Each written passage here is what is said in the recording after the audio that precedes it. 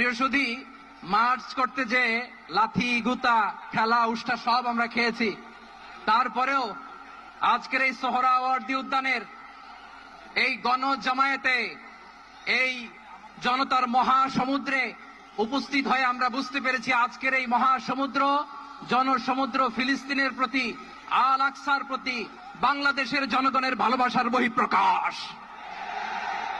ভৌগোলিকভাবে আমরা ফিলিস্তিন থেকে অনেক দূরে হতে পারি, কিন্তু আজকের এই জনসমুদ্র প্রমাণ করে আমাদের এক একজনের হৃদয়ে, বুকের ভেতরে বাস করে এক একটা ফিলিস্তিন।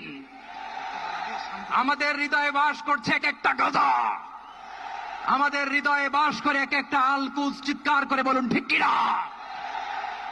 আমরা আজকে সংহতি প্রকাশ করব আমাদের মুসলিম ভাইদের উদ্দেশ্যে। এক আওয়াজে আমাদের কণ্ঠকে উচ্চকিত করে অতিথি থেকে শুরু করে অডিয়েন্সের সবাই আল্লাহু আকবার ধ্বনি দিয়ে সোহরাওয়ার্দী উদ্যানের এই ময়দানকে আমরা কাঁপাতে রাজি আছি না নাই?